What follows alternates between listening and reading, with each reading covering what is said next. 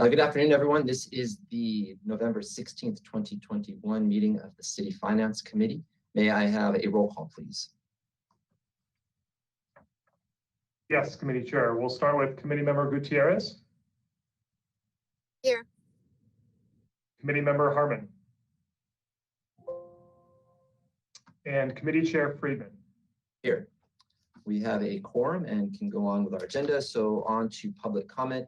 Mr. DiMartini, I know you're monitoring public comment. Is there any member of the public who wishes to speak to any items not on today's agenda, but under the purview of the Finance Committee? If there are, please raise your hand in the app. Chair Friedman, I am monitoring public comment. I see no hands raised at this time. Okay, we'll close public comment and we'll move on to our agenda. And I would, for agenda management, I'm going to switch around the items. We're going to continue on with our first item of business. Item number 1 will be heard first, and then we'll go right into item 3, which is the self-insurance fund. And time permitting, if we do have time left, we would do the fiscal year 22 first quarter review. But I think the other 2 items are very timely. So if we could go in that order. And at this point, I will turn it over to you, Mr. DiMartini, for item 1. Or Mr. Hamilton, sorry. Yes, thank you, Chair Friedman, members of the committee, Malcolm Hamilton, Water Resources Financial Officer. Here today, give a brief presentation on staff's recommendation to create a new reserve in the water fund for desalination plant facilities. And really what we're trying to do here is address 2 financial planning issues that have arisen, one from the execution of a grant, and 2 from the general management of maintenance and renewal of the desal plant facilities. Next slide, please. So very briefly, just some background on the grant that we recently executed. DWR released an opportunity in 2014, and in that opportunity, through Proposition 1, there was $100 million for seawater desalination projects. The city, over many years and through a lot of advocacy on our behalf, was able to submit a grant application, ultimately was awarded $10 million in funding in 2018. After that time, we negotiated several points of the funding agreement with the state and ultimately came to council in August 2020 asking for direction, and it was given to 1, execute a grant funding agreement for the $10 million, and 2, to establish a special reserve for the desalination plant. So council did approve that recommendation and gave us direction to go ahead with both of those items. In October 2021, we executed the funding agreement per council's direction, and now we're today and going to council going to take care of that second item, the recommendation and direction to establish a special reserve. So today really just effectuates council's direction from August 2020. Next slide, please. So as I mentioned, we're seeing 2 financial planning issues in the water fund currently, one of which is arising from the grant execution. We have some grant repayment risks that we're taking on, but number 2 is also related to generally capital project funding. So number 1, and primarily the issue we see in the grant, is that the grant agreement, which is standard for all grants that were issued under this opportunity, really require funded projects to operate continuously through the useful life of the project. So in our case, that is essentially continuous operation of the desalination plant facilities with some acceptable down years.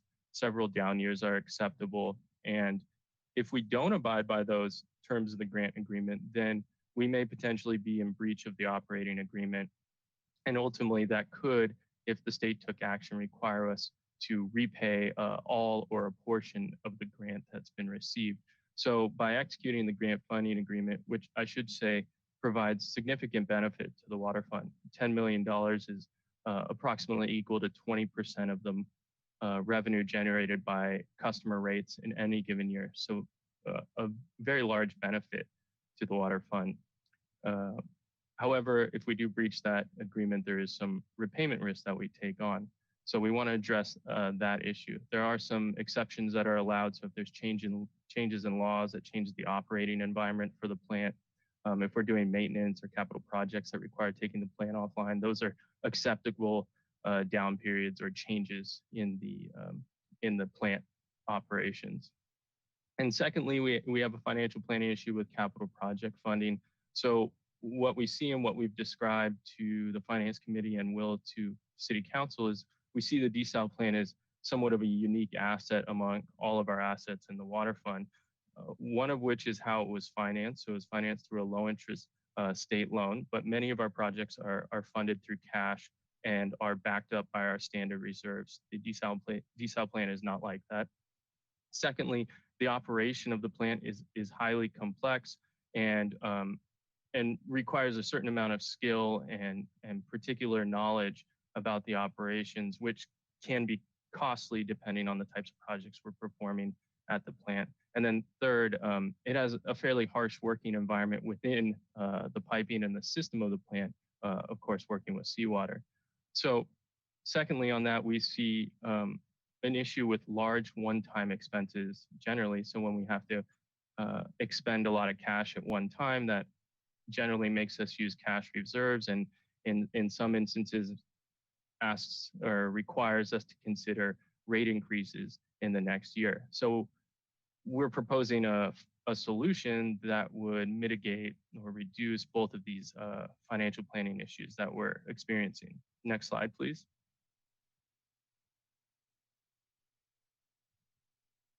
That solution is the creation of a special project reserve. And as council directed, that's what we're bringing forward today. So our intent here is to put money away over time and build up a reserve. And when it's necessary, we can use that reserve to buffer any of these large or one-time expenditures. For instance, that could be a maintenance, repair, renewal project at the plant, or if it comes to be, it could be the full or partial repayment of the grant opportunity. But the real benefit to the water fund and ultimately to our ratepayers is stability in our water rates. When we're able to have stability in our cash outlays from the water fund, then we're also able to have stability in our water rates. And that's very important to our customers. Next slide, please. Quickly on the reserve operation. So it is a little bit different maybe than some of our other reserves, like the policy reserves that have been established. It will function more like a revolving fund. So in that sense, we will regularly contribute to the fund and also plan to regularly use the funds on maintenance projects and other activities for desal facilities. The maximum reserve balance that we're recommending is $7.5 million, which is equivalent to our share of the grant opportunity when we factor in the water supply agreement with Montecito Water District. And the funding source also for this reserve comes from the water supply agreement with Montecito Water Districts. They will be paying to the city annually approximately $237,000 as an owner's fee or supply development fee. We will be taking that fee and depositing it into this new reserve to fund the reserve. Additionally, if there are other contributions we want to make over time, so if we have operating surpluses in the water utility, we can choose to take some of that surplus and with the finance director's approval, allocate that to this new special project reserve. Next slide, please. So as I mentioned at the beginning, the recommendation today really just effectuates the direction we got from council last year in August. And that is that the Finance Committee recommend that council establish this new special reserve for the desalination plant facilities. And that's the end of my presentation. I'm happy to answer any questions. Thank you, Mr. Hamilton, for the presentation. Are there any questions from Councilmember Gutierrez? No questions. Thank you. And my one question, it's in the staff report, but I think you covered this, but once we reach the 7.5 million in reserves, then any future contributions would go into the general water fund reserve, correct? That could be used on anything. Just want to, that we're not stopping at 7.5, we're still going to continue to build the reserve per our policies. That's correct, Chair Freeman. Perfect. So, and then again, this was, as you mentioned, a previous council direction to establish this fund. So that's what we're doing is moving forward with previous council direction. That's correct. Thank you. I don't have any further questions, so I will open up to public comment. Mr. DiMartini, if you could look up public comment. Is there anyone from the public who wishes to speak to this item? Please raise your hand in the app at this time. Chair Friedman, I am monitoring public comment. I see no hands raised at this time. I think I will close public comment. And I just received a note that Councilmember Harmon is now joining us, but for this item, because she wasn't here for the presentation, won't be voting on this particular item. So at this point, may I have a, is there any further discussion? And if not, Councilmember Gutierrez, could I have a motion to approve the staff recommendation?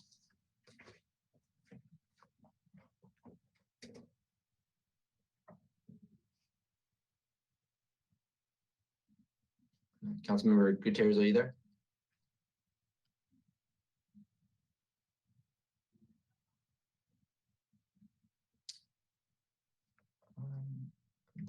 Maybe she got Councilmember Gutierrez. Let's take a moment here. There's some technical. Almost, I think you were on just a second there, whatever button you just clicked.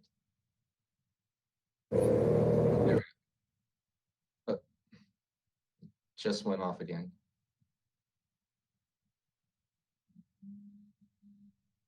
Try pushing the button one more time.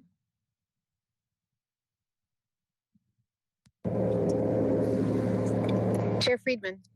Yes, I can hear you now. Yes. Did you want me to make the motion? That would be go great. forward? Yeah, Yeah. I would be gladly to make the motion to move on with the recommendation from staff. I will second it, and no further discussion. May we get a roll call, please? Yes, Chair Friedman, the motion was made by Member Gutierrez, seconded by Chair Freeman to recommend to council to create the reserve for the desalination plant. We'll take a roll call, starting with Committee Member Gutierrez. Yes. And Committee Member Friedman. Yes. That motion passes. It does pass. And so we will go on and to our next item on the agenda. And just a reminder, due to time purposes, we have moved to item 3, which is the self-insurance fund report and recommendations. And then if time permits, we would go on to the first quarter review. We do have a council meeting at 2 o'clock, so we want to make sure we're managing these items. So I'll turn it over to Mr. DiMartini for the presentation on the self-insurance fund. Great. Thank you very much, Chair Friedman. I really appreciate it. I am here today along with my colleague, Mr. Mark Howard, the city's risk manager, and we will be delivering a rather lengthy presentation because this is a very important topic for our upcoming budget cycle and for years to come in regards to the city's self-insurance fund. Next slide, please. Before jumping into the meat of the presentation today, I did want to lay out a bit of a work plan for the Finance Committee for this month and into December, and actually in preparation for the budget cycle ahead. After this session today with the self-insurance fund, we'll hear the Q1 report. In December, we will be tackling a number of large topics with you as well. The largest being a pension management strategy, which is another area of potential financial planning that we want to explore with the Finance Committee. We will also have a proposal for an improvement to our budget planning process, as well as our annual investment report and the city's annual comprehensive financial report, the financial statements for fiscal year 21. And then moving into calendar year 22, we'll plan to tackle a number of other topics, including options potentially around revenue generating options, as well as a planning effort for the second tranche of the American Rescue Plan Act, the ARPA legislation, and then moving right into the fiscal year 23 budget development process. So there are a number of very large topics that staff is planning to support the Finance Committee through, and we really look forward to working with all of you on these various topics. Next slide, please. The objective of today's presentation is to receive a report on the city's self-insurance fund and to provide direction to staff for funding options for fiscal year 23 and going forward. Next slide, please. The agenda for today is to provide a brief overview of the self-insurance fund. Mr. Howard will talk about some industry changes that have been occurring. We'll talk about the current fiscal challenges that we have with funding our self-insurance fund, and then move into considerations and options for the Finance Committee. Next slide, please. So now I'll turn it over to Mr. Howard, who's going to give an overview of our self-insurance fund. Thank you, Mr. DeMartini. The self-insurance, next slide, please. So the self-insurance fund has a primary mission to protect the city's financial assets using a variety of techniques that are common in the risk management industry. Those include risk assessment, risk transfer, and risk financing. And we do this through a continuing process following the concepts in the chart on the screen. Next slide, please. So a little history about the self-insurance fund. City Council established that fund in 1974 with the initial assignment to self-fund workers' compensation claims. Council has amended the self-insurance program by resolution numerous times during the ensuing decades to now include things such as beyond workers' compensation to include liability and property claims. Next slide, please. So what is the concept of self-insurance? This is a method in risk management in which the entity sets aside monies to use to mitigate an unexpected loss. We do this for a variety of reasons, most importantly, to reduce costs and improve the delivery of services. Many entities self-insure against certain specific types of damage, such as flood or fire, and most businesses choose to purchase insurance against those things that are potentially significant and unusual type of losses. Next slide, please. So again, why would the city self-insure? Most importantly, to reduce overall costs. This is a way to ensure that we can pay for claims and purchase insurance at a price that we can afford, a price that we can predict, and it's a way to plan for known and unknown expenses. Next slide, please. So as we said earlier, what types of perils does the city self-insure? Well, workers' compensation claims, these are the statutory benefits for city employees who sustain an injury or illness while doing their work duties. But we also cover losses to third parties, damages caused to third parties under general, auto, and professional liability. Next slide, please. So the city uses a variety of risk financing tools to manage its exposure to significant or catastrophic damages.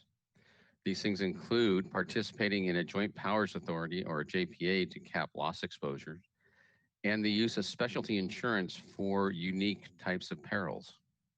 Next slide, please. So the city joined a joint powers authority in the mid-1980s in response to similar market conditions that we are seeing today.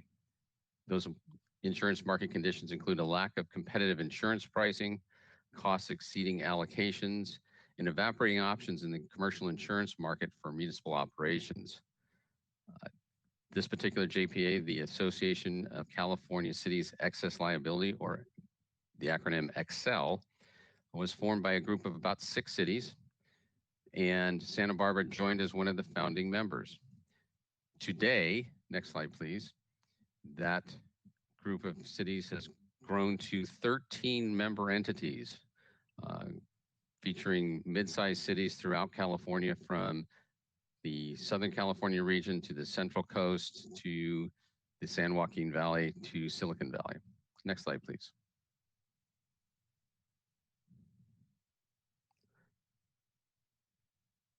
So the Excel group, members share costs for general auto and professional liability claims that exceed our self-insured retention.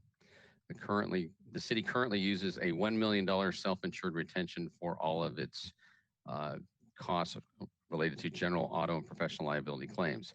What that means is any claims that are filed against the city, the risk management division handles those claims internally. The Excel group has pooled limits of $9 million above the self-insured retention limit. So they will pay claims that exceed our $1 million self-insured retention up to $9 million. The Excel group then purchases commercial insurance for the members to limits available currently. And in fiscal year 22, the current insurance limits for the city of Santa Barbara equal $55 million. That is the same limits for all 13 members. Next slide, please. So what we learned in fiscal year 22, the current fiscal year, were that the insurance policy premiums, the amount that we pay to purchase these specialty insurance policies, were going to be increasing significantly. And staff estimated that the increases would be approximately $1 million more than what the fiscal year 22 budget would accommodate. And we see the greatest increases on those three items where the red arrows are: excess liability, property insurance, and the earthquake insurance. Next slide, please. What we actually saw in the renewal prices for fiscal 22 was not much more than the $1 million we thought the policies would increase by. It came in at more than $2.2 million above what we expected. And that included the elimination or removal of our excess cyber liability policy. The premium for that policy increased exponentially, and we could not, in good conscience, renew that policy based on what we had today. Next slide, please. So what does the self-insurance fund look like over the past 10 years? For 10 years, we have seen approximately 3,000 claims filed against the city, both workers' compensation of about 1,500 and general liability claims of just over 1,300. Currently, we are working with 214 open workers' comp claims and 67 open liability claims. And as you can see on the slide, the cost associated with those open claims exceeds or approaches $60 million. Next slide, please. So this slide demonstrates what the claim payments have been, the trend for claim payments over the last 10 years compared to our allocations or appropriations as budgeted in each of the fiscal years. As you can see, the vast majority of years we've had claims that far exceeded our appropriations to pay those losses.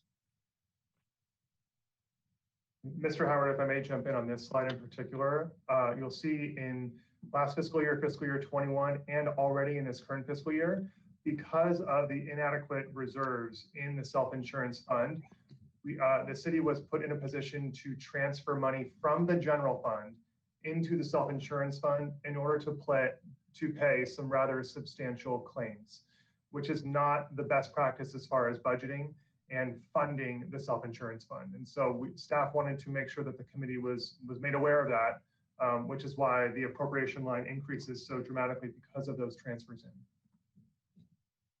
Next slide, please. So I mentioned a little earlier about just how the self-insurance fund is funded. The way that it works as an internal service fund is it relies on allocations from all of the operating departments in the city to fund revenue into the self-insurance fund to pay for those claims and to pay for our annual insurance premiums. That is the best practice as far as government accounting standards, is to fund a self-insurance fund in that way. And as I said earlier, the city has had to rely on transfers in during the year to pay for some of those substantial claims, which is not the best practice as far as funding is concerned. Next slide, please. This slide shows the proportional share of how the self-insurance fund is funded from all of the different funds in the city. So as I mentioned earlier, operating departments transfer money into the self-insurance fund to pay for those plans and those claims. And you can see that the most substantial funding into the self-insurance fund comes from the city's general fund at around 48%. And you can see that it's fairly even across all of the other major enterprise funds that contribute money into the self-insurance fund, including the water enterprise, wastewater enterprise, waterfront, airport, and a few others as well. Turn it back over to Mr. Howard. Next slide, please, to describe some industry changes. Thank you, Keith. Next slide, please. So the insurance industry has seen some dramatic changes in the past handful of years. Several factors combined to escalate costs, specifically in the property insurance market. Chief among those are results based on what we call climate conditions, global weather patterns, and extended drought in the Western US. As I segue into this, I want to just kind of bring this concept home.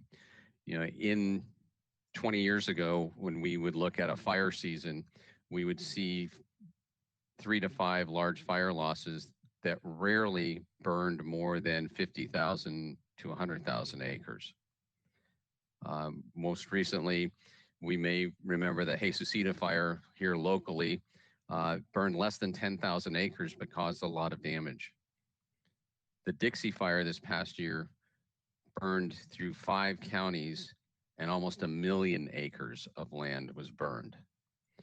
In my discussions with Fire Chief Males, it's quite common that we will see over the next couple of years, instead of having 3 of these large wildfires, we will see 5 to 7, maybe even 10 of these large wildfires annually.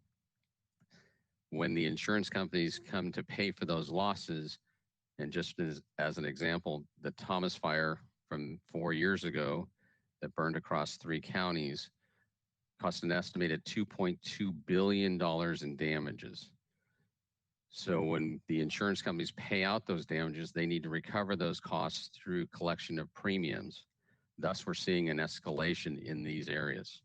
Next slide, please. We're also seeing changes as well in the general liability area. The key factors driving these changes are the value of law enforcement claims nationally. Those jury verdicts are rising exponentially, as well as costs and claims arising from at-risk populations, such as overseeing of the elderly, children, or disabled. These types of claims for sexual abuse and/or molestation. And we're also seeing jury verdicts involving public entities growing across the board, not just in these areas. This leads to increases in claim costs, and unlike if we are at home and we don't like our auto insurance rates, we just call one of those companies that are advertising on television and just go down the street to the next opportunity. The opportunities for a public entity, a municipality, to find insurance in this area are very, very limited. There aren't 20 different carriers offering coverages. There's often only 2, 3, or maybe 5 total. And when you look at our policy structure, we may have 3 of the 5 in our tower of policies building up to that $55 million worth of coverage that we spoke about earlier. So what does that lead to? That leads to reduced competition and Few cases over the last couple of years, what we've seen here is non-renewals because these insurance carriers are not wanting to continue paying out the losses, so they are leaving that area of business. Next slide, please. Thank you very much, Mr. Howard. So I'll take over from here and we'll talk about what are the current and projected financial impacts to the city's self-insurance program based on the history of a sort of lack of funding the self-insurance program over the years and some of the more recent industry changes that are significantly impacting the city's self-insurance program. Next slide, please. So because of those changes in the industry and the city's sort of lack of adequate funding over the years, in fiscal year 21, the most recently completed fiscal year, there were not enough allocations from departments going into the self-insurance fund to adequately pay for the annual premium expenses, as well as pay for current and the future claim payments that are known.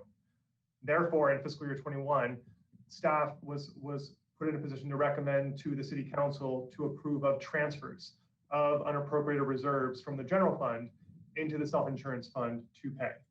Next slide, please.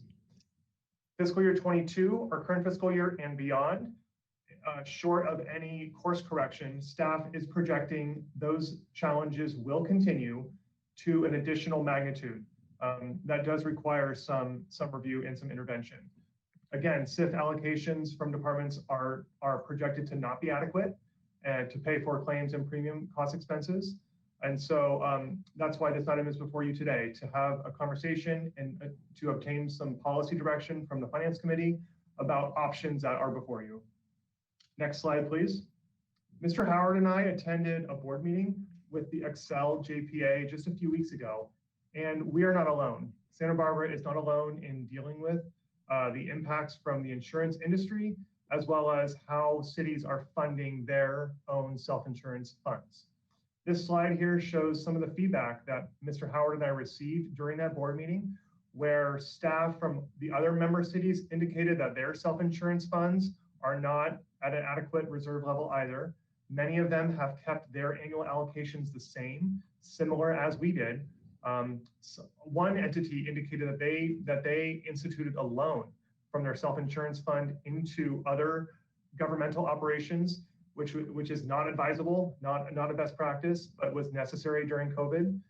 Many of them indicated that they're working with their finance committees and city councils to plan for large allocation increases going forward, similar to what we're doing today as well. Some of them are considering whether or not ARPA funds might be eligible to assist with this issue.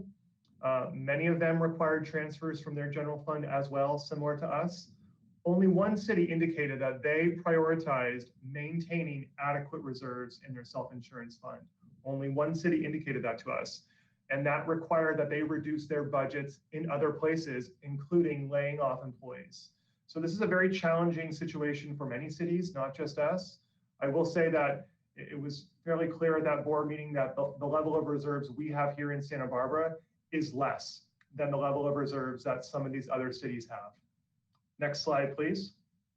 So what are the optimal funding strategies? As I mentioned, the best, most accountable approach is to continue to increase the allocations into the self-insurance fund over time to ensure that those meet the operational needs of the city and the long-term fiscal sustainability. It's vital to the city's financial health that we keep the self-insurance fund in a positive net position, that there are adequate reserves and that there's adequate cash.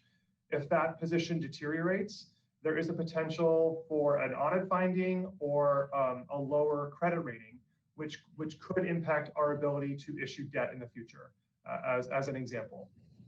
Next slide, please. This slide here shows the 12-year trend of the reserves in the self-insurance fund as the red line. The blue line at the top represents what the actuarial recommended reserve level should be in each of those fiscal years. As you can see, the reserves that are recommended continues to ratchet up over time based on Mr. Howard's explanation about the insurance industry and the number of claims and the cost to procure our insurance premiums. But on the flip side, the red line shows that the level of reserves that we have been able to achieve has sort of stayed level and flat, sort of ratcheted up slightly from fiscal year 17 to fiscal year 19, but has been going the other direction now. And that gap between the actual reserves that we have in the fund versus our actuarial recommended level has widened substantially. We should have around 17 or $18 million in the fund. We only have about 8 million. So we have a $10 million gap in the fund as of today. Next slide, please. Staff has developed 4 different scenarios for the Finance Committee to consider when evaluating the options to course correct about how we can increase allocations and increase the reserves in the self-insurance fund to be where they need to be. So I'll walk through each of these and then describe the financial impacts to the city of each of these options. So this is a long-range financial forecast that spans through fiscal year 2033. The first scenario is this purple line. It's called the short-term 5-year scenario, where over the course of the next 5 fiscal years, we will ratchet up fairly substantially the allocations into the self-insurance fund so that we can achieve the actuarial recommended level at year 5. That's that first red circle there at year 5. The next scenario is a more modest ratcheting up, a mid-year scenario that would achieve the actuarial recommended level over the next 9 years. So it would be a much more gradual increase of the allocations into the self-insurance fund. The orange flat line is a scenario where we would just maintain the existing reserve level, which we know is not adequate, but at least it's maintaining that existing reserve level flat. And then the final scenario is what I'm calling the status quo, or the do nothing scenario.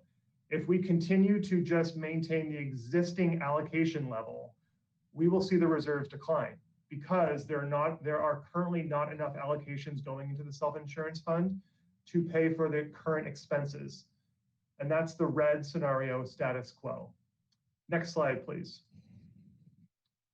So this slide here will summarize the financial implications on each of those different scenarios. First, the short-term scenario. In that scenario, we would achieve the reserve level of 5 years. It would require an increase to the current allocations into the self-insurance fund by $4.2 million. And then that would have to be ratcheted up significantly over that time. So the annual allocation until we reach the reserve level would be between $5 and $6 million annually as an annual increase. In that scenario, we would achieve the reserve position and we would never fall into a negative balance. The 9-year scenario, the midterm scenario, would ratchet that increase up a little bit more gradually. So the annual increase in fiscal year 23 would be around $3 million, and then would kind of ratchet it up thereafter, achieving the reserve position at year 9. The maintaining the reserves at the current level would keep that reserve level flat, but it would require a little bit of additional increase in fiscal year 23 and beyond so that it doesn't fall down the current reserve position. And then finally, the status quo option. If we make no changes to the allocation, we would keep the same allocation level flat. Staff is projecting that the self-insurance fund would go negative in fiscal year 2026. So just a few years out if we do nothing. Next slide, please.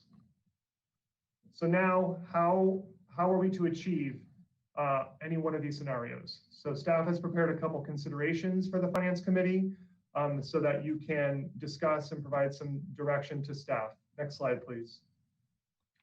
This slide here lists options for the Finance Committee to consider. First, and which is what we've been talking about quite a little bit today, is to gradually increase allocations from departments into the self-insurance fund in order to pay for those ongoing and increased premium and claim expenses. That might require thoroughly reviewing multiple aspects of the city's operating and capital budget to either find additional sources of revenue, to generate revenue, to offset those increases, and or potentially finding additional ways of reducing city expenditures. We've done that over the past couple of years in response to COVID. This might take a different form if we have to go that way, but those are options that we could consider. Another consideration is to strategically use a limited a portion of general fund and other fund reserves.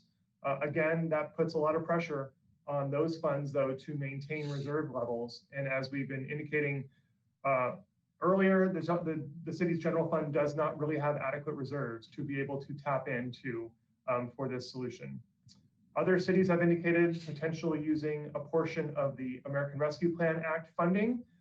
There may be a way to do that. That would take some work and exploration, but that could be a source of funds in the long run.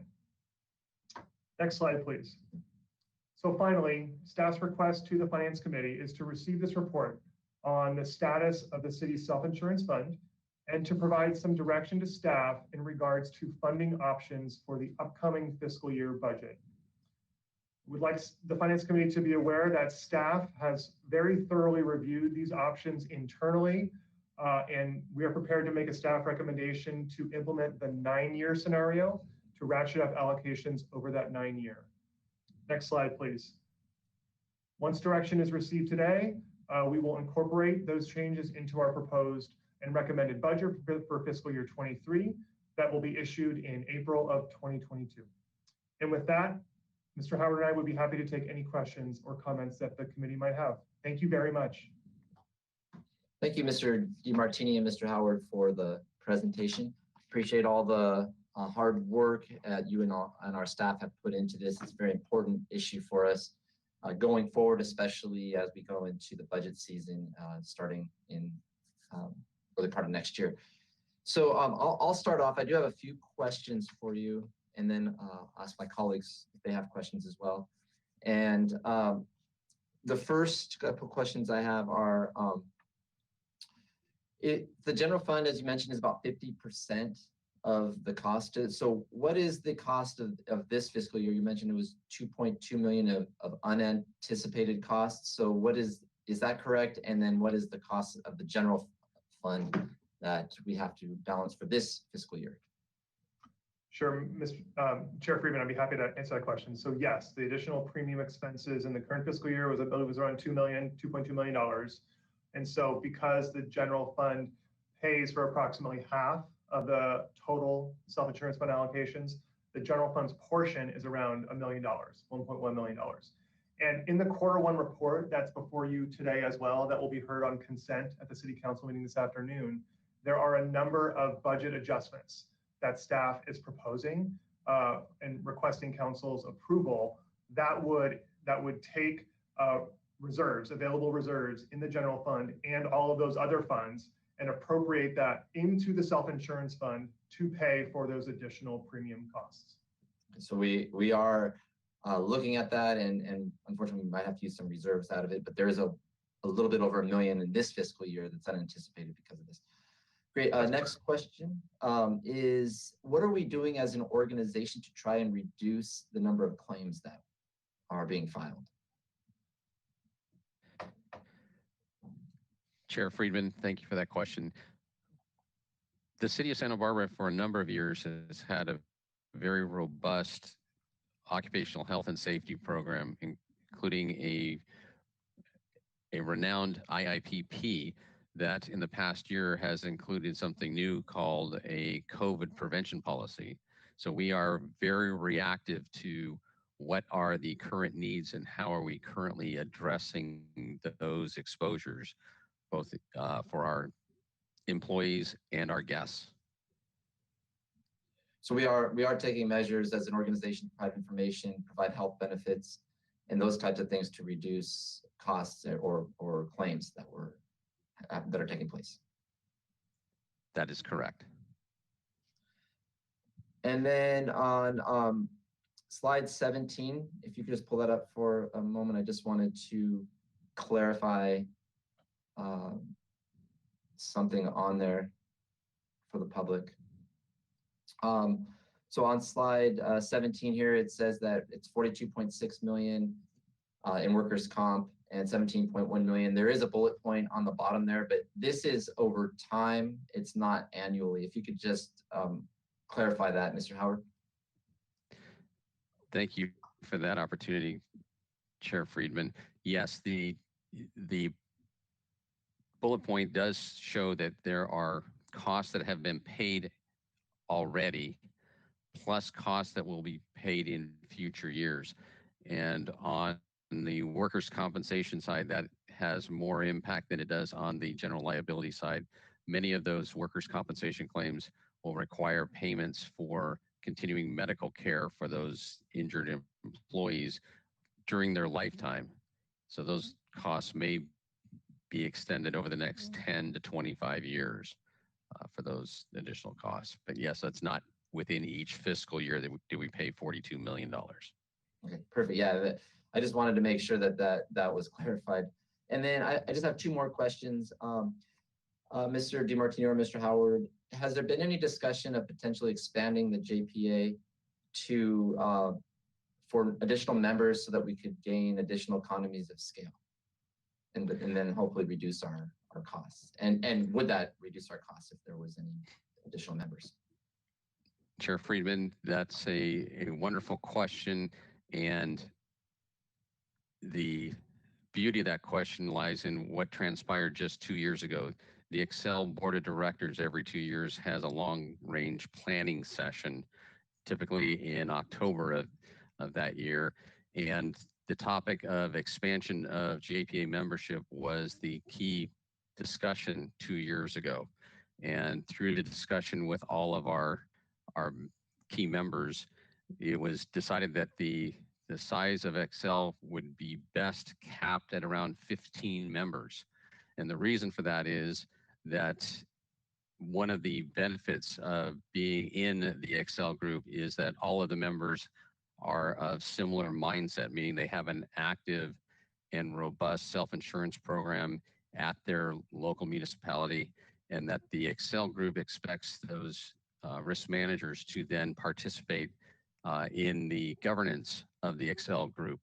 And so if we got beyond 13 to 15 members, it would be more challenging for all of us to be participatory in that governance of the JPA. So we are at the what we would consider the sweet spot of both membership and the economy of scale. The economy of scale really helps out on the Excel members, not in the Excel JPA itself, but its ability to tap into other joint powers authorities such as the PRISM, which is a group of 53 of the 56 counties and probably 80% of all the other municipalities in the state of California participate in one or more forms of insurance purchases through the PRISM group. City of Santa Barbara purchases about 4 different policies through them currently. So that's where we're getting the real economy of scale. Great, thank you for that answer. So it has been looked at and we are at the sweet spot. So appreciate that. My last question, if you could pull up slide 31. And so there's, this slide's important because it'll go into our deliberations in a few minutes. But I just wanted to make the point that I understand this correctly, that even if we maintained our reserves at the current level, which means over time it just stays where we're at, and the difference between where we need to be and where we are continues to grow, but at least we have that level that we're at now, is at least $500,000 a year in addition. So that would be about $250,000 to the general fund. But then over time that continues to grow. So even maintaining at the current underfunded status is going to have impacts to both overall operations and the general fund, significant impacts.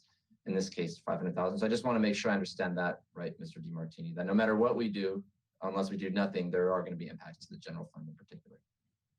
Yes, Chair Friedman, that is absolutely correct. In order to maintain the existing reserve level, it will require additional allocations. Thank you.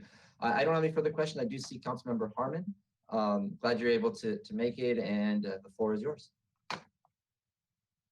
Thank you. Yes, sorry I was late. I had a scheduled absence, but when I heard there was no quorum, I rushed back. So happy to be here. I had a question, and thank you, Chair Friedman. You asked a number of questions I had, but I was hoping we could go to slide 30. It's either 32 or 33, the options for funding. I think it's 32 or 33. It was a graph. This one. Perfect. Excuse me. just a moment, sorry. Sorry about that. So first question on this lower left in the gray box, strategic use of limited general fund, other fund, and reserves. I think I missed this, Mr. DeMartini, when you were sort of explaining this, but could you talk a little bit more about what that means? And when you find those strategic uses, will those be brought to us with the overall budget, or how will we sort of collectively make the decision about what is a strategic use of these limited other funds to get us where we need to be? Great. Thank you so much, Committee Member Harmon, for that question. Yes, so in this option, it would require staff to evaluate the current reserve levels in all of the funds that currently contribute into the self-insurance fund through their allocations. And through the annual budget process, so as part of the city administrator's recommended budget that is issued in April of each year, if this option was to be the direction, given to staff, we would have to sort of look at the reserve levels on an annual basis and see what reserves are available and sort of what combination of them could be used to help sort of offset or pay for some of these additional allocation increases. So we would take into consideration, where are we at on the reserve policy targets? So for some of the enterprise funds, they are currently meeting their reserve policy targets, so that might be an opportunity. For the general fund, however, we are not at our policy targets right now, so that would be more challenging. It would also depend on all the other factors that we're trying to balance with preparing a recommended budget. So we would look at increased revenues, potential changes to the expenditures, and see what the impact on those reserve positions would be. Thank you. That's really helpful. And then to the bottom right on allocating a portion of the ARPA funds. I'm interested, I could have been reading into the way you spoke about this option, but it seemed like there was a question mark about whether we would be allowed to use this second tranche for this type of funding necessity. And I'm wondering, just if you could tell me why that is. I'm surprised, given that we were allowed to replenish our reserves with the first tranche, our general fund reserves. Is it just that it's a little bit too attenuated, or we would have to make the argument that our self-insurance fund and our reserves are interconnected and therefore we can use it? I mean, what's really the question mark there? Because I think, if we could use those funds, that would be probably quite helpful. Sure. Let me try and expand on that a little bit further, Committee Member Harmon. So the American Rescue Plan Act does have specific language in it about appropriate eligible uses of what those funds should be. A couple of examples are for broadband internet connectivity, for water infrastructure projects. A really key component of the ARPA legislation, which is the component that we used for our first tranche, was for revenue loss. So the city of Santa Barbara had significant revenue loss as a direct impact related to COVID. We as a city are currently projected to have lost more than $30 million directly related to COVID. The first tranche that we received, $10.9 million, we were able to sort of leverage specifically related to that. And the city council took an action to put all of that first tranche into the general fund to offset our revenue loss. That's a little bit different, Councilmember Harmon, than just saying we're using that money and putting it into reserves, which is not what we did. The council action was to replenish our revenue so that we can continue to sustain our existing operations and pay for general fund services such as police and fire, park and rec staff, and library, and others. So if direction was to explore whether or not we can use the second tranche, we would have to tie it directly to the legal requirements of the ARPA legislation. Maybe that would come through the form of revenue loss that we then fold into our annual sort of operating budget process, which could then mean we could increase our allocations over time. So it might be kind of a multi-step, multi-year process in order to leverage ARPA in some way, shape, or form. I hope that answers your question. Yeah, thank you. That's extremely helpful. And then finally, I guess just sort of building on that, in terms of how we identify which budget option we want to move forward with, I mean, would you recommend that we sort of prioritize and say, maybe in an ideal world, we could figure out how to use ARPA. If that doesn't work, we'll have a strategic use of limited funds. I mean, how would you see us really sort of identifying the process to get to, say, the 9-year plan, if that's what we support as a committee? Is it like, if not this, then this, or are we going to just pick one today and that's what we're going with? Full stop.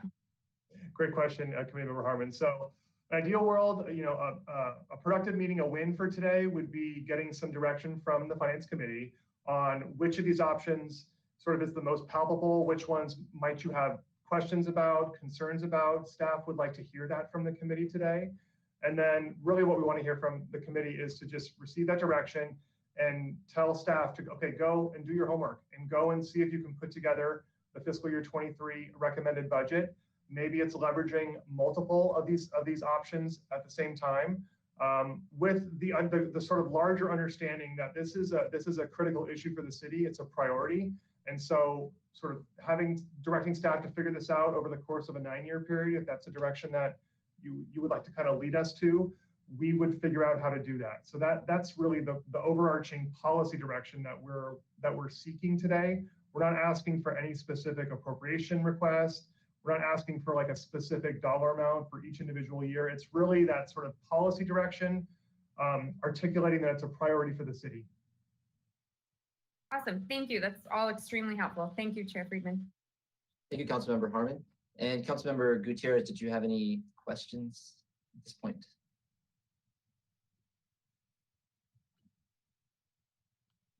Not hearing any. I will go on to public comment. And Mr. DeMartini, do we have any members of the public that wish to speak? If so, please raise your hand in the app now. Mr. DeMartini, do you see anyone with their hand up in the app? Chair Friedman, I am monitoring public comment and I do not see any hands raised at this time.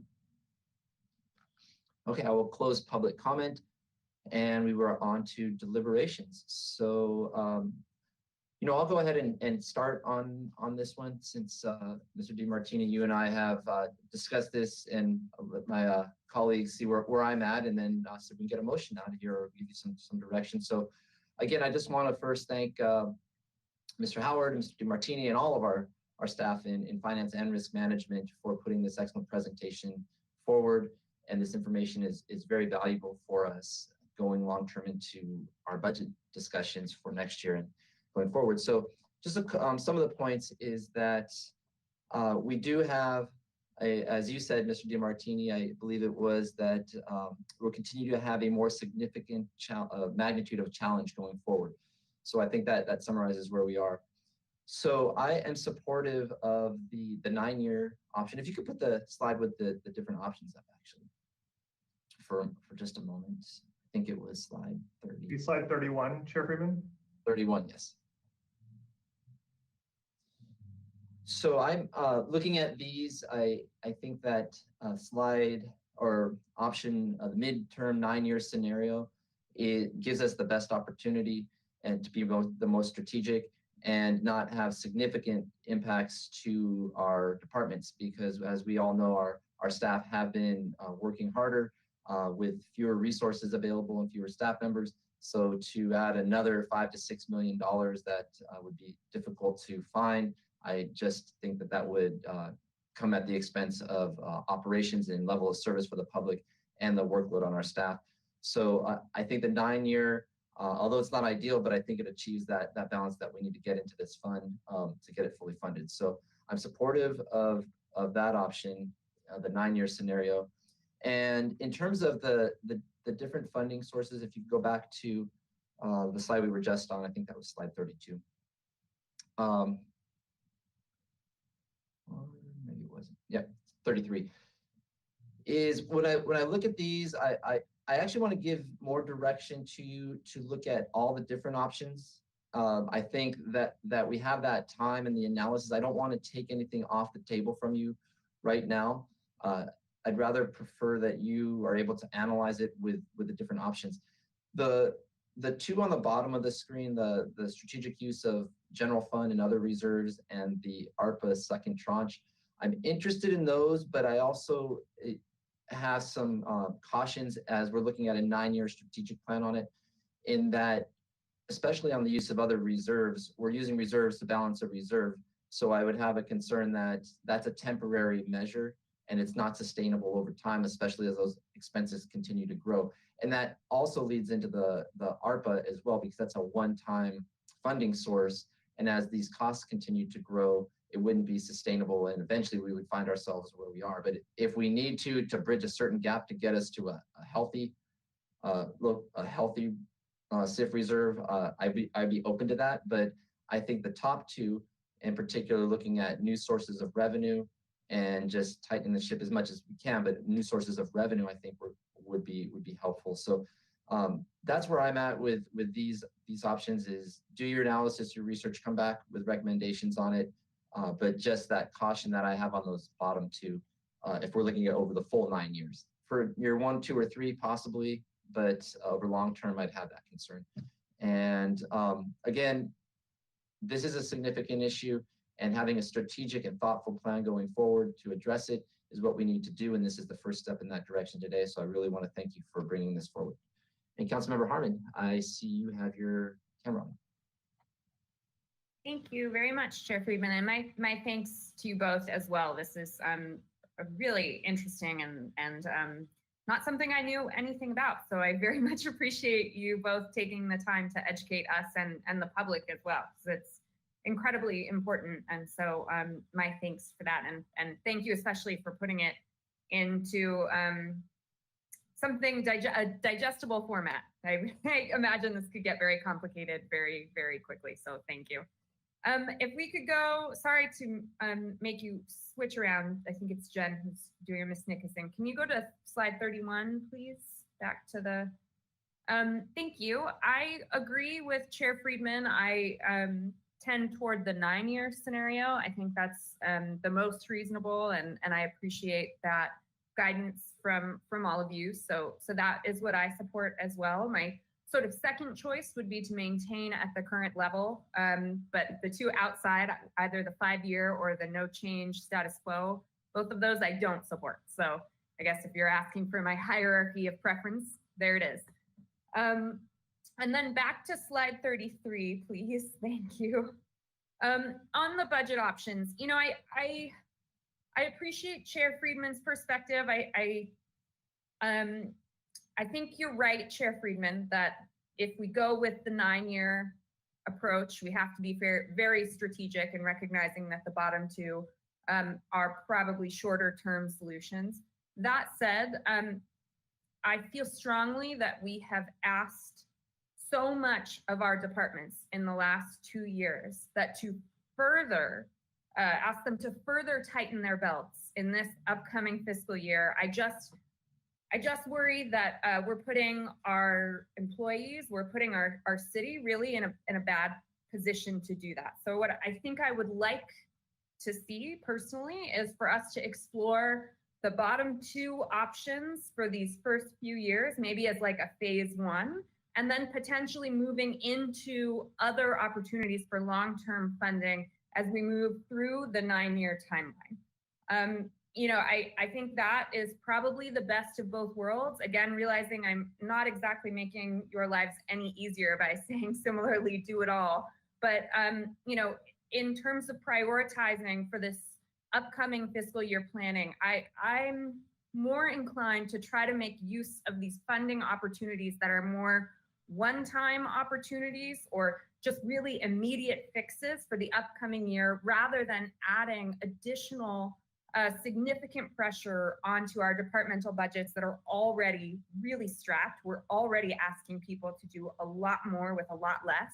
So if we have the opportunity, like with this second tranche of funds, recognizing that you may do the research and the answer is we can't spin it, we can't make it happen. But if we could, it seems like a good way to get through what is likely to be a very challenging year and hopefully get us to a point where financially we're better able to make those types of increased departmental allocations. And then new revenue streams, of course, you know, always and forever will I support that. I think that's a great idea, but we have to be careful if those revenue streams put pressure on city residents. It's also not something that can happen overnight. So those increased or additional revenue streams, we may be looking at year 5, 6, 7 of this process rather than year 1 or 2. So I guess similar to Chair Friedman, I'd be very interested in all of them and have great faith in your expertise in putting together a plan that's going to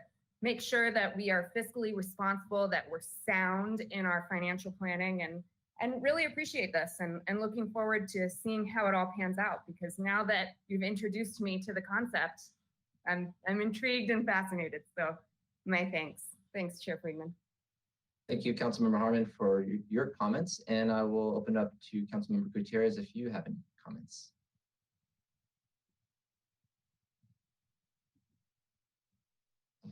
Hearing none, so I will just close it before we go into a motion. And I just wanted to thank Councilmember Harmon for your comments. You actually articulated, I think, better than I did the issue with the strategic reserves, and I had referenced that you're 1, 2, or 3 using those for the exact reasons that you stated. So I think we're actually on the same page as the 9-year plan. Get us up and running, start building it, and if we have to use these one-time monies that are available, so that we don't have a reduced level of service to the public and additional hardships on our staff who have been significantly impacted by reduced staff time and also just more work that's taking place. I think as Councilmember Harmon articulated, we want to make sure that we are taking care of both level of service for the public and our employees. And if there is the first year or two, we have these one-time funds, but over the long term, making it sustainable. So I think we're there. So with that, if I could get a motion, I'll try to summarize what I've heard is a motion for the 9-year plan, looking at all these options. And as we go into the later years, looking at a more sustainable source. But if we have to start building it up using one-time strategic use of one-time funding, that we are open to that. If I could get that motion, or if that's the right motion, or if you have something else you'd like to add, Councilmember Harmon, but that's where I see it. So you have the floor. Perfect. You got it. Thank you, Chair Friedman. So moved. Perfect. And so may we have a roll call, please? Yes, roll call on the motion for the 9-year plan and to look at all available sort of financing options over time with some short-term and some long-term ones. We will start with Committee Member Alejandro Gutierrez.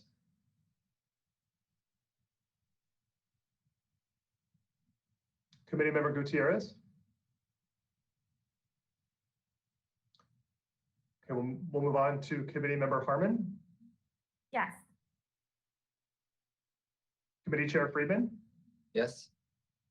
Try Committee Member Gutierrez one more time. Oh, you know what, Mr. Martini, before we take the roll call, there was the motion. We didn't have a second yet. I just realized. So I'm going to second the motion. And so can we have a roll call again after I've seconded it I apologize. Yes, so I apologize to Chair Friedman. So the motion was made by Committee Member Harmon and it was seconded by Chair Friedman. So we'll go back to a roll call. We'll start with Committee Member Harmon. Yes.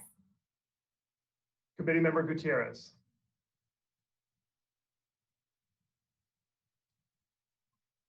We'll go to Chair Friedman.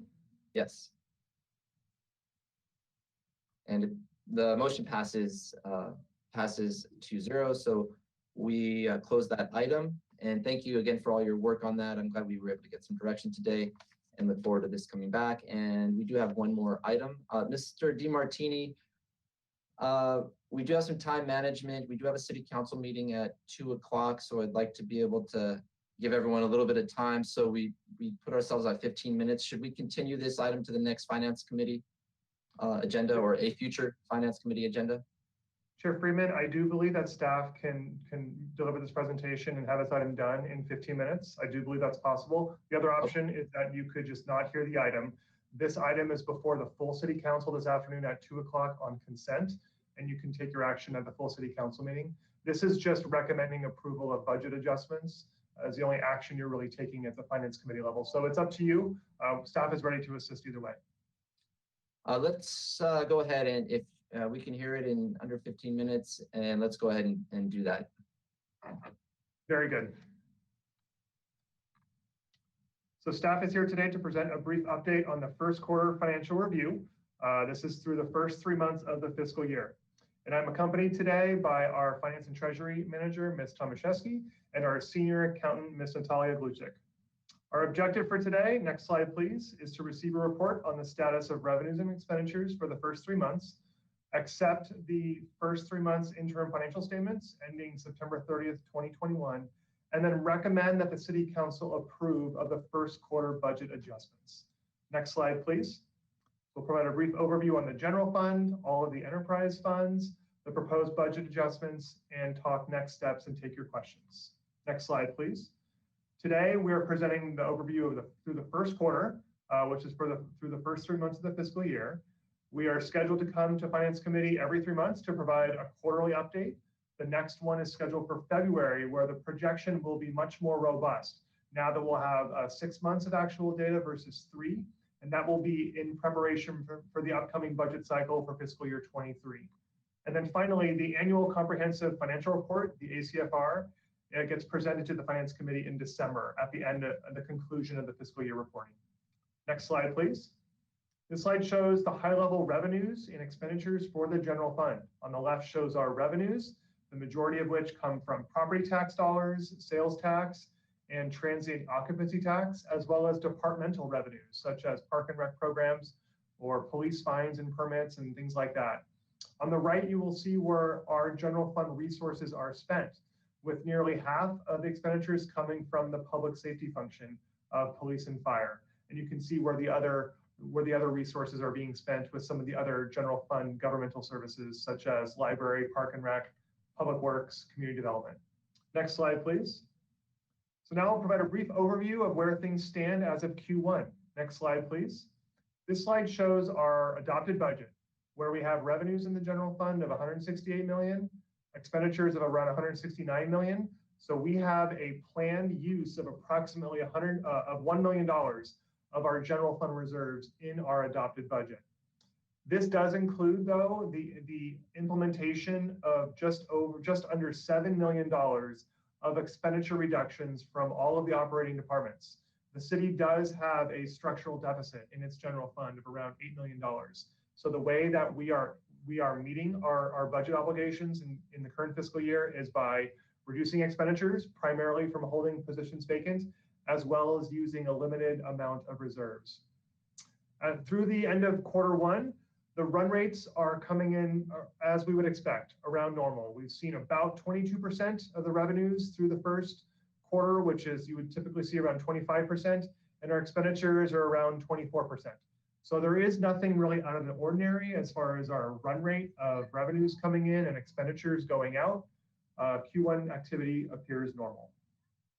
Next slide, please. I'll turn it over to Ms. Tomaszewski to talk about revenues.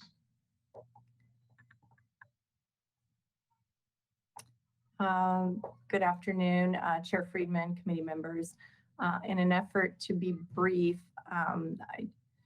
rather than going through each of these individually, taking that last slide that Mr. DeMartini was looking at with the total general fund revenues, this is a subset of those, specifically the general tax revenues. And the main takeaway on this slide is in the first 3 months of this year in total, we've received about 26.7 million in general tax revenues compared to about 18.5 from last year. Last year, however, this was in the middle of the COVID lockdown. So to put a little context to this, in the year prior to this, in the first quarter, we received about 23.3 million. Next slide, please. And then taking the top, the 3 largest general fund revenues, we give a little bit more detail. So for property taxes, you may have noticed on that last slide, in the first quarter, we have not received property taxes yet. We don't typically start receiving those until about November or December each year. However, now we are expecting a lower anticipated growth. I think in our budget, we budgeted about a 5% growth. And based on recent information from the county, we've lowered that to, we're expecting now about 3.5% growth. For sales tax, we are seeing growth in sales tax revenues. We believe that some of this relates to increased consumer spending, specifically online sales, auto and food sales, but this is also driven by inflation. So we are now expecting this to come in higher than budget at year end, as well as with TOT, or transient occupancy tax.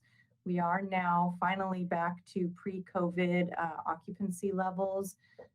However, our average daily rates are now 30 to 40% higher than those pre-COVID levels. So just to summarize, although it's still early in the year, we are expecting property tax to be a little below budget, offset by some increased sales in TOT, if the current economic conditions hold. So we will be watching this closely, and we will bring this back with updates at mid-year and as we develop next year's budget to this committee. And with that, I will hand it over to Ms. Glusak. Thanks. In the interest of time, we're going to go through this quite quickly. As was mentioned before, we came in at just about 25%, which is where we expect we should be at a quarter of the way through the year. These numbers do include in that second column revised budget that $6.8 million that we've asked our departments to cut back on. So those reductions are included in there. A couple of things to note are our fire department is running a little ahead of schedule on their expenses at 29%, and that's mostly due to overtime because of a bad fire season. But they have already hit their goals despite that for their annual savings targets, where they were pulling back in supplies and other spaces. Library has also returned to full service, in-person service, which is commendable, and launched a new Library on the Go program, which is fantastic. And they are running a little bit behind on their expenses at 21%, but they do project that they will be hitting budget by year end. And the sustainability and resiliency line item there looks a little odd, mostly because the director position is currently vacant, and that accounts for a large chunk of that small budget there. The rest of it is from grant funds that have been coming in, so that's why that's so low. Next slide, please. As we've already said, there is that $6.8 million that we're cutting back on our expenditures. The departments are, by and large, actually all the departments are either on track or ahead of schedule with getting those reduction targets met. We do continue to feel those impacts from COVID-19, though, which is leaving some depressed revenues, as Ms. Tomaszewski indicated. And so we're going to have to use about $1 million of our reserves. And with that, I'm going to give it back to Mr. DeMartini with the next slide. Thank you very much, Ms. Glusak. Next slide, please. Now I'll provide a brief overview on the general fund reserves.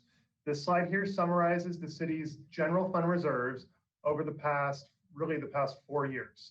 The first few lines show what the contingency and the disaster reserve targets are for the general fund. And as you can see, they've been ratcheting up from around 34 million in fiscal year 19 to around 37 million in fiscal year 22. As the city's budget grows, the proportional share of the reserves also grows at 25%.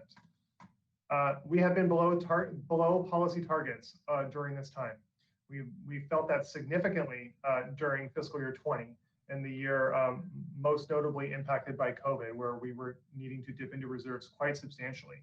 And in fiscal year 21 as well, we did also.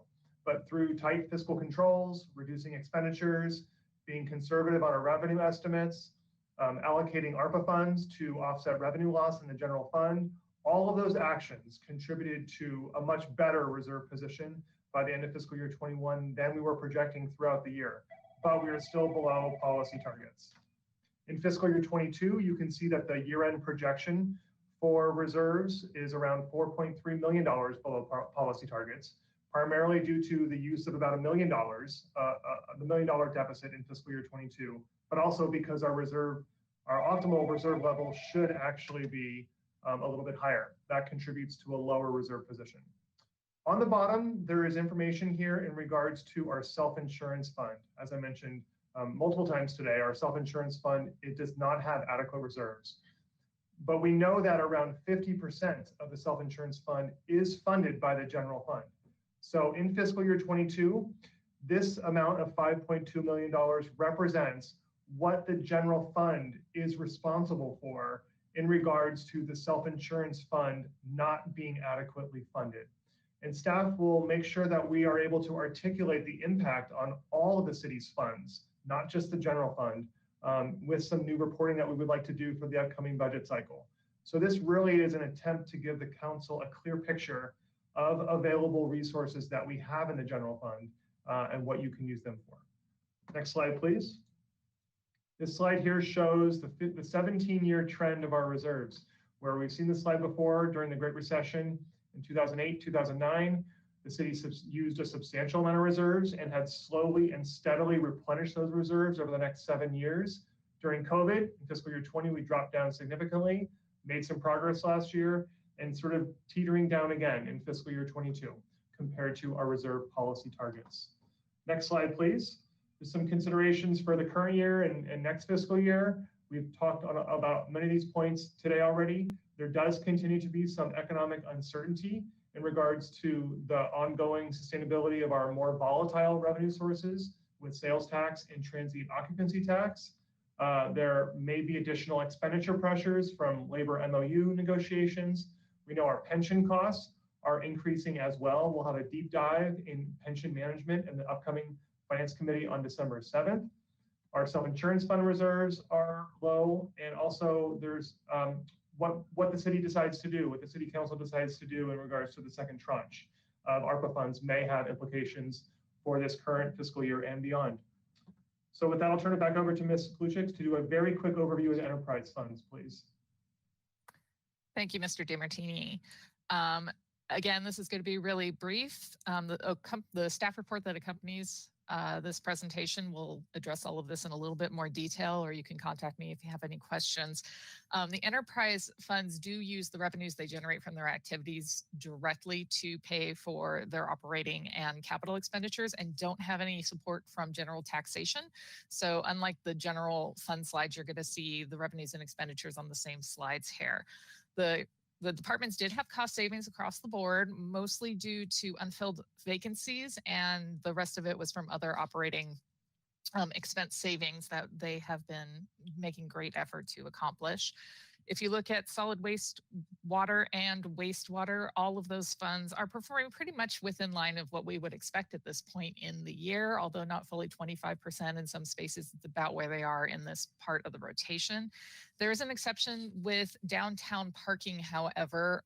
They were exceptionally hard hit by COVID because of reduced influx of money for hourly parking and also a continuing decrease in demand for monthly parking as people continue to work from home. And so they're just not catching up to the revenue that they have in a quote normal year. And so that's going to create the need for them to dip down into their reserves. Next slide, please. The Clean Energy Fund is looking kind of low there because they haven't started their service until October, and this quarter ended in September. So we should see more activity there next report. The airport has rebounded quite well with an easing of restrictions and an increased want for people to travel, and they do expect to hit their budget numbers by the end of the year. Golf continues growing in popularity. It's an outside sport that facilitates social distancing, and so that increased demand is causing a higher than expected revenue with golf in the warm months.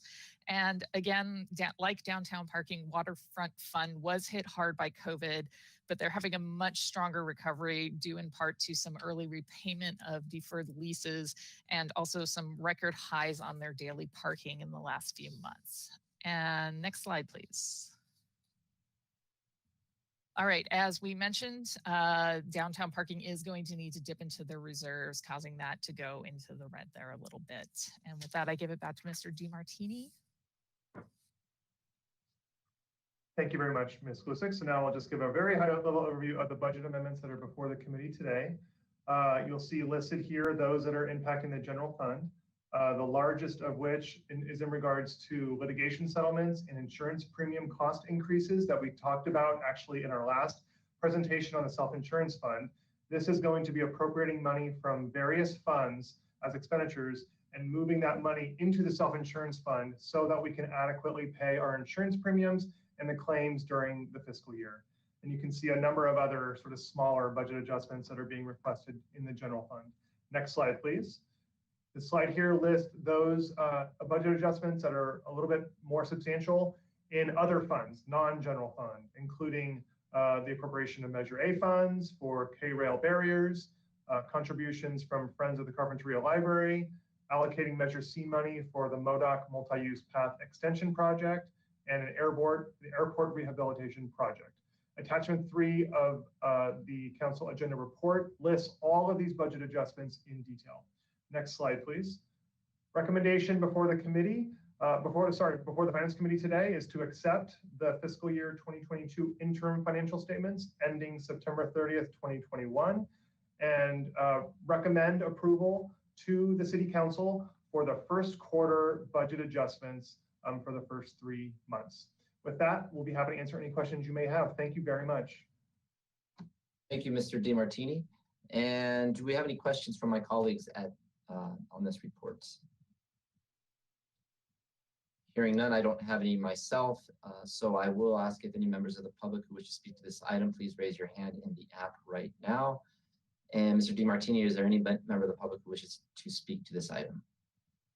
Chair Friedman, I am monitoring public comment. I see no hands raised at this time. We'll close public comment and I'll open up for deliberations or a motion at this time. Councilmember Harmon. Thank you, Chair Friedman. No comments, just my appreciation as always for the information and keeping us so up to date and doing it so quickly. The motion, if I'm correct, is just to forward this on to council, right? Is that correct? It's the staff recommendation, so it's to accept the fiscal year 2022 interim financial statements for the 3 months ended September 30th and approve the proposed first quarter adjustments to fiscal year 2022 appropriations and estimated revenues as detailed in the attached schedule of proposed first quarter adjustments. And then we will be hearing that at council today. So the full council would say that we approved it. Thank you very much. I don't have it in front of me. I really appreciate that. So moved. Thank you, Chair Friedman. I will second it for time efficiency, and maybe we get a roll call, please. Yes, the motion was made by Committee Member Harmon and it was seconded by Committee Chair Friedman. Take a roll call vote. Committee Member Harmon? Yes. Committee Member Gutierrez?